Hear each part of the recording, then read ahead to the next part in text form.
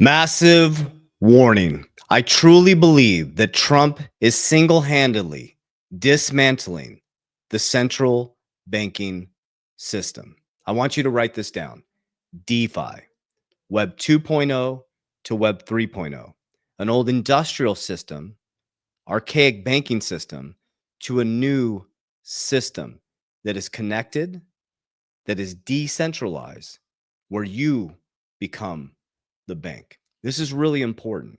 Now we're going to look at the facts, figures, numbers, logic, and we're going to take this from a non-emotional, stoic point of view.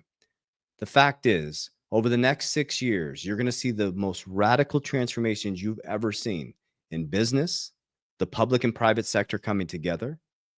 Your banking system, traditional TradFi, is going to become crypto banks, and crypto exchanges are going to become banks. You thought you were running from the system, and the system came to you. David Schwartz said it the best. Okay, 95% of the public does not have exposure to crypto. Are you going to get the 5% that's in crypto to rewire the 95%, or are you going to go where the 95% are? So this is what we're doing. We are investing in the infrastructure of the new financial system. So I'm going to show you how the Trump family, because they got debanked, they became the bank. But the crazy thing is, we get to participate. But the fact is, most people are going to sit on the sidelines, and people are going to try to get rich quick. There's getting wealthy for sure by understanding. Number one, it takes discipline. It takes consistency. It takes creating a plan and sticking to it. And it takes rewiring the foundation so that your family can end up in a different situation. Because Jim Rohn says you give $1 million to every person in society, it'll end up in the same 1%'s hands. So let's dive right in. So we're going to take a look at what I believe is happening. Okay, we're going to start with Donald Trump and Eric Trump talking about the fact that why they love crypto. Now, they got completely debanked. So it's like this mission, and this is almost factual because of the cabinet that Trump built. Remember, the first cabinet that Trump had, he didn't really pick that, right? So it was really rough for him. He mulled this over for 4 years. When he came back with a plan. Howard Lutnick, the Commerce Secretary, is a juggernaut in cryptocurrency. Bessenet, our new Treasury Secretary, is all about cryptocurrency. And I'm going to show you that in just a moment. Okay. Then he starts listening to his sons, and now they own their own DeFi platform, and we get to participate. So let's pay attention. And on the back end, I'm going to share with you exactly what I'm doing, including my portfolio. Brian, it's infuriating. We had nowhere to go. Capital One stripped 300 bank accounts from me, 300 in the middle of the night. They sent us a letter after doing business for 20-something years. All your bank accounts for golf courses and condominium buildings and hotels, they're all gone in the middle of the night. I mean, how do you pay your taxes? How do you pay your employees? This happened across the board. It happened with JP Morgan Chase. It happened with Bank of America. It happened with First Republic. And this wasn't just happening to the Trumps, people with a lot of zeros on the end. This was happening to conservatives all over the country. We didn't have a damn choice. So before my father, won the election, before my father was in office, we started getting into cryptocurrency. The people in cryptocurrency. Before he got in office, remember I showed you guys the game, guys. Something flipped. Larry Fink flipped BlackRock in 2023. Trump, I showed you guys the video. He said, I was buying crypto about 3 years ago. Currency were being debanked just like Trump was being debanked. Right. And you know what? It's become the fastest growing industry anywhere in the world. It's actually removed a lot of the power from the big banks who have weaponized their platforms against the American people. And I could not be more proud to be. Okay. They're sucking the power away from the central banks. The system is changing. Now, I shared with you guys the big thing happening with Alt 5, which has nothing to do with altcoins. Alt 5 Sigma is a tech company, right? Where they did a $1.5 billion stock sale to buy World Liberty Financial, which is Trump's family's DeFi platform. And they brought, I think, Eric Trump and Donald Trump Jr. onto their board. But we're going to listen to this gentleman who is Zach Witkoff from World Liberty Financial co-founder. Check this out, guys. About a 2-minute video. People are clear that this transaction is actually about Alt 5 Sigma acquiring the WLFI token, which is the governance token behind World Liberty Financial, which is different from our stablecoin USD1, which is the fastest growing stablecoin of all time. Boom. Okay, let me show you something really quickly, guys. They're dismantling the financial system. This is Trump's World Liberty Financial stablecoin. It is the fastest growing stablecoin. We are literally getting involved in the infrastructural change of the financial system over the next 100 years. Stop being price sensitive. Stop being emotional. Even if you come in at the top on the back end of this year, if you're in fundamental long-term cryptocurrencies, you're buying the bottom of the future top. Get a long-term horizon in. This is the restructure. Why do you think that he signed an executive order to put in 401k, guys? I own an insurance brokerage. I am waiting and chomping at the bit for them to allow us to index into Bitcoin, XRP, and Ethereum. It is going to be a game changer. I will allocate 100% of my insurance policies into deflationary assets. There's a lot of things you just said USD there. one's a is that the Tether one or what's the Well, Tether? no, we're not Tether. We have our own independent stablecoin. Yeah. It's like, hell no, we're not Tether. It's called USD1. It's currently the fastest growing stablecoin in the world. But still pales in comparison to the Tether Well, coin or the Circle. We're growing quite quick, Joe. We've reached $2.2 billion in market cap in just under 90 days. It took our competitors, like you said, Circle and Tether, about 3 and 5 years respectively to get to those numbers. And we also trade about $500 million of volume a day. Let that sink in, guys. So the Trump family is crushing it in cryptocurrency. This is the Trump family's company. They're part of this. This is World Liberty Financial. This is their new DeFi platform. I'll show you the website again, okay? So let's go a little bit further here. Okay, so this is Scott Bessent. This is our new Treasury Secretary. Went from Janet Yellen, I love what Gonzo calls her, Tweety Bird, right? Who was sitting in front of Congress. When they asked her what our national debt was, she had to go through a PowerPoint. Are you kidding me? And now we have this gentleman, right, is a juggernaut in business. That's my new word, juggernaut. So new Treasury Secretary claims on Fox Business the U.S. will not be buying Bitcoin, but will use confiscated assets and continues to build on the Bitcoin reserve. So I want to hear your thoughts about this. Check this out. You're talking about a number way above 750 billion. What's the story on gold? We've got the large gold holding. I doubt we're going to revalue it, but we are going to keep it there again as a store of value for the American people. We've also started to get into the 21st century, a Bitcoin strategic reserve. We're not going to be buying that, but we are going to use confiscated assets and continue to build that up. We're going to stop selling that. I believe that Bitcoin reserve at today's prices is somewhere between 15 and 20 billion. Okay. He just told you guys. It's the new reserve asset. Bitcoin is the new reserve asset. 21st, we're moving into the new century, guys. It's a change in the system. It's like a remodeling of the system. So this is what I keep talking about. This is Trump's World Liberty Financial. People have been asking me too. I got into the pre-token sale. You had to go through an accreditation process, but I got into this in the early in the beginning where you can have voting rights to it. They don't sell the token. It actually is going to be tradable on the back end of August and September. So pay attention to that, where this will go. I have no affiliation with this, by the way. I just got in really early when they had to go through this accreditation process. I bought in kind of on a whim because I was like, man, I really am interested in seeing what this is all about. And when we get more information on it, well, now they did a voting, being a token holder, and now World Liberty Financial token will be tradable, I think, in September. So it'll hit the markets and it'll have a valuation. Right now it has no valuation, okay? But do you see this right here? So eventually you're going to be able to lend and borrow. Now, what does that mean? You become the actual bank, family. You become the bank. So you're moving from putting your money into a bank, okay, and they're leveraging all your money, to you being in first position.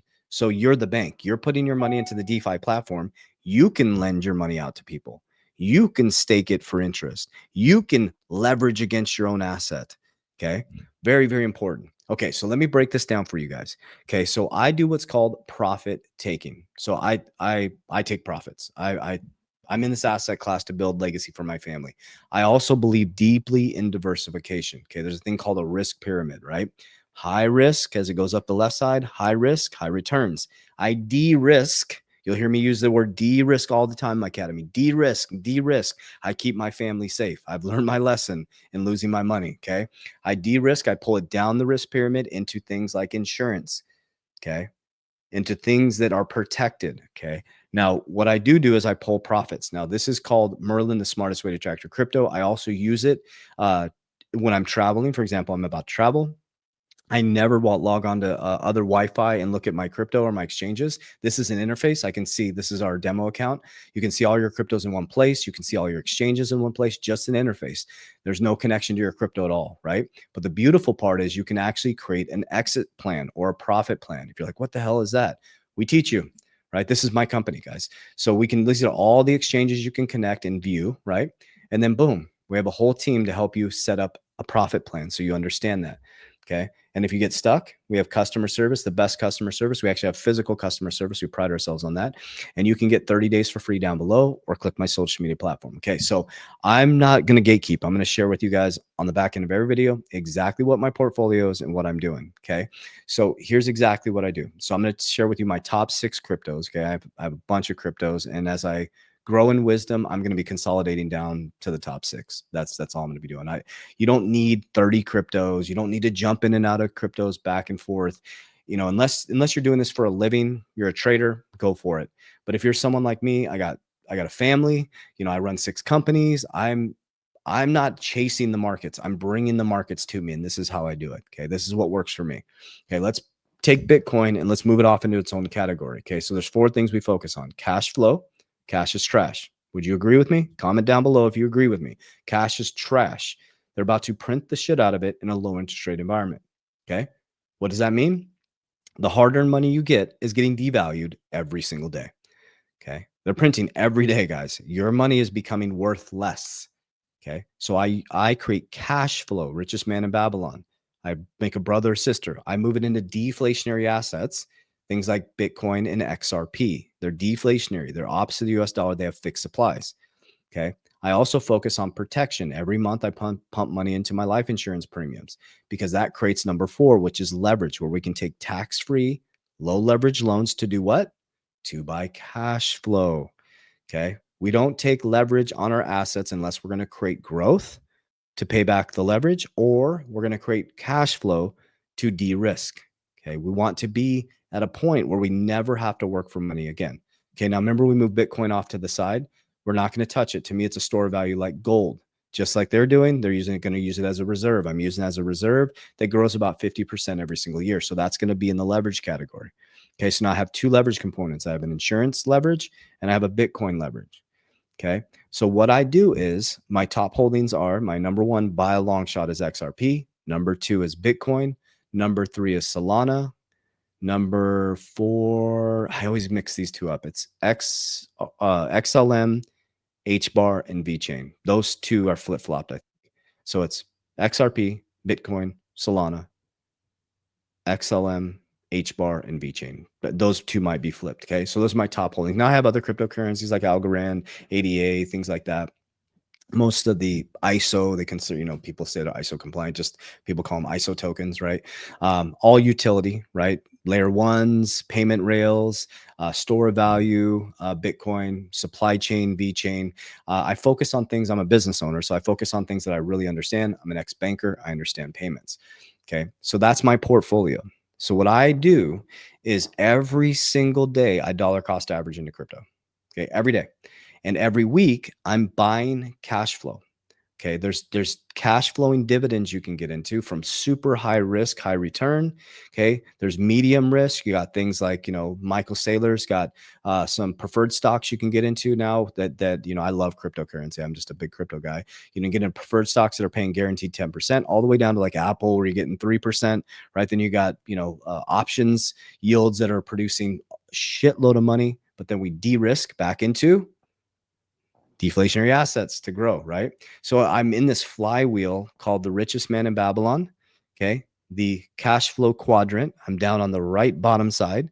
Okay. I created businesses. I scaled myself up in the businesses. I have cash flow coming in 24 hours a day. Okay. From dividends, from businesses.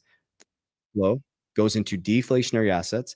They appreciate, creating a liquidity event. I pull from the liquidity event, not all of it. 50% is going to be held. 100% of Bitcoin goes into cash insurance, cash value life insurance. Now I just made a brother or sister. Now I can leverage. I wait for about a year, let it marinate a little bit. You need to front load these policies. Then I can borrow at 5% for the year. For the year, $100,000 would be $5,000. And then I go buy more cash flow. And then what do? We pay off the leverage. And then all of a sudden you're in this huge cash flow machine. And then you're just moving money. Remember, what is money, family? It is currency. What do you do when you go to a bank? They bank it up. What does a bank do to a river? It dams it up. So you dam up your money and they make it current. It's just money. And what does water do when it's stagnant? It gets moldy. It gets crusty. Your money actually wants to move. Your money loves to move. Okay. So remember, anybody who's getting you to bank up your money, they're making it current, right? These aren't, people that hold your money. It's not nonprofit organizations. Okay. Insurance companies have to make money to pay you yield. If there's a yield, they're making money somewhere. Does that make sense, guys? So we have to understand what is actually happening.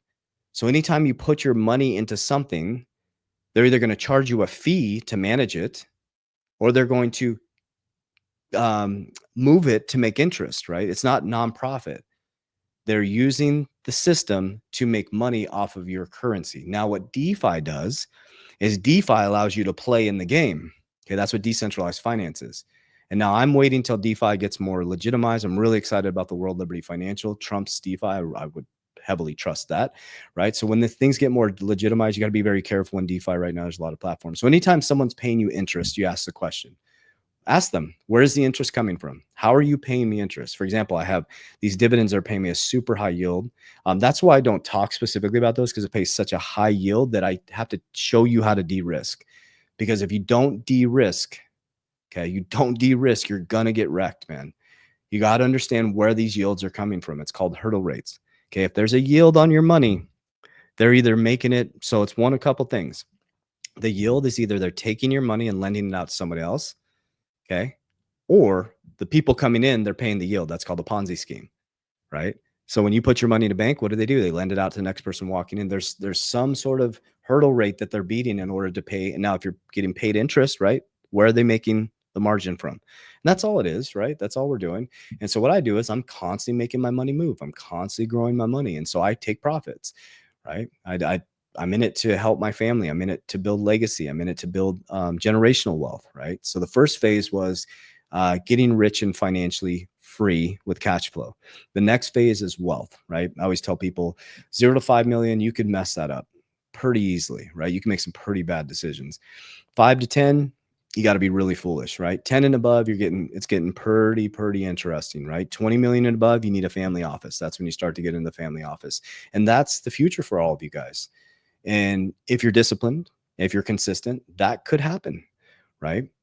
And so it just takes understanding what this is, understand what is actually happening. You should never, ever just invest in something because somebody said to.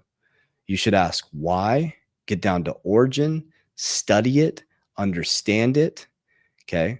And then build your own plan and learn to take sovereignty of your wealth. Learn how to fish.